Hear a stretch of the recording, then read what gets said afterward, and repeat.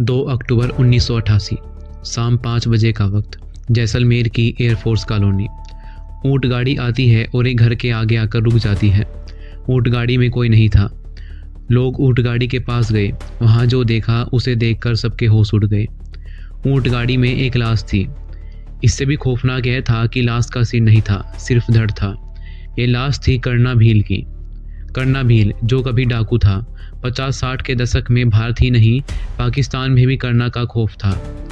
लोग उसके नाम से थर्राते थे। कर्णा भील भारत और पाकिस्तान के बॉर्डर पर फैले रेगिस्तान में ऊँट पर बैठकर घूमता था। 8 फीट की लंबी मूंछें, हाथ में हमेशा कुल्हाड़ी। ऐसा डर था कि लोग रेगिस्तान से गुजरने से भी डरते थे। 60 के दशक के बाद अचानक कर्णा ने अपराध की दुनिया को छोड़ दिया। कुछ ही सालों में उसकी पहचान देश के जाने माने नटवादक, जो बांसुरी जैसा म्यूजिकल इंस्ट्रूमेंट होता है, उसके रूप में होने लगी। कर्णा भील ने जब अपराध की दुनिया छोड़ दी, फिर क्यों उसकी हत्या हुई? कौन था हत्यारा जिसने उसका सिर काट दिया? कहानी को जानने के लिए वीडियो में आगे बढ़ते हैं, लेकिन आगे बढ़ने से पहले अगर आप इसी तरह की और भी वीडियोस देखना चाहते हैं तो हमारे चैनल को सब्सक्राइब कर नोटिफिकेशन ऑन कर लें। कर्णा भील जैसलमेर का रहने वाला था। 8 फीट की लंबी मूंछें कर्णा भील की पहचान थी। भारत और पाकिस्तान के बॉर्डर इलाके में लोगों को लूटता था। कर्णा के खिलाफ हत्या सहित 100 से ज़्यादा मुकदमे दर्ज थे। उस समय भारत और पाकिस्तान में कोई तारबंदी नहीं थी। कर्णा भील कई बार डकैती करने अफगानिस्तान भी जाता था। पाकिस्तान के बलूचिस्तान और अफगानिस्तान की महिलाएं बड़े शौक से नटवादन सुनती थी। इसी दौरान उसकी मुलाकात अफगानी लड़की लाली से हुई।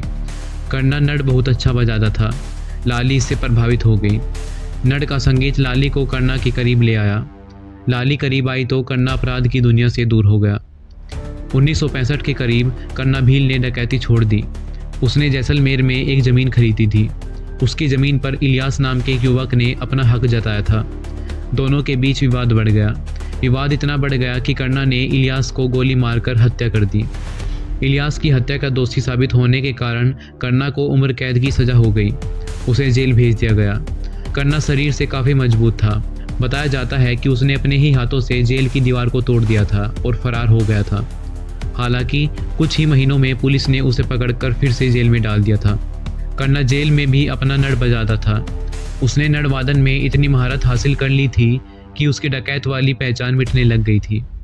वह जेल में भी कई कार्यक्रम करता था। उसके अच्छे व्यवहार को देखते हुए जेल से पैरोल दे दी गई थी। कर्णा के नटवादन की चर्चा दूर दूर तक फैलने लगी। जैसलमेर आने वाले सरकारी वीआईपी के लिए कर्णा राम के नट कार्यक्रम कराए जाते थे।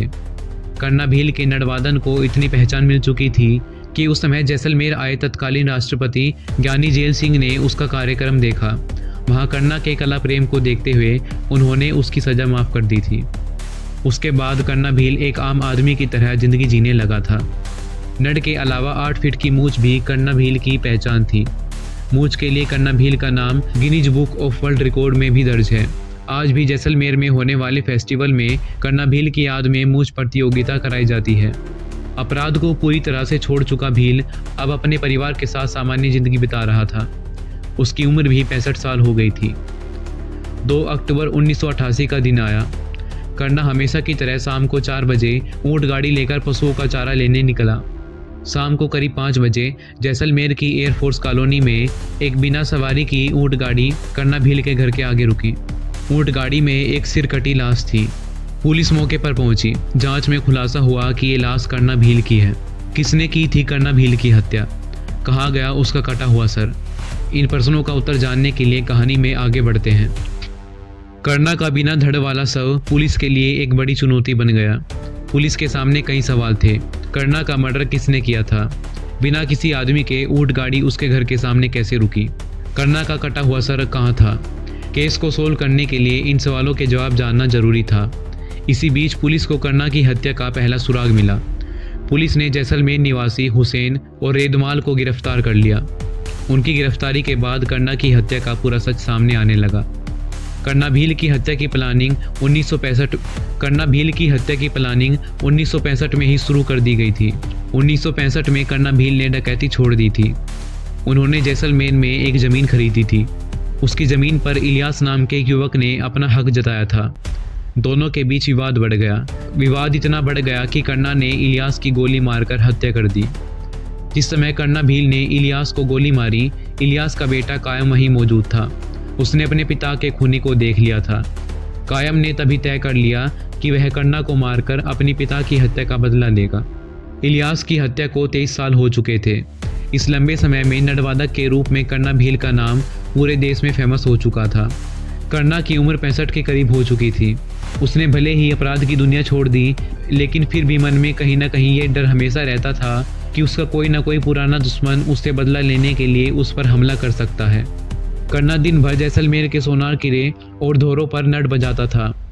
शाम को अपने घर का काम करता था। वह हमेशा ऊँट गाड़ी लेकर जैसलमेर से बाहर खेत पर पशुओं के लिए चारा लेने जाता था। उसका यह समय सभी को पता था।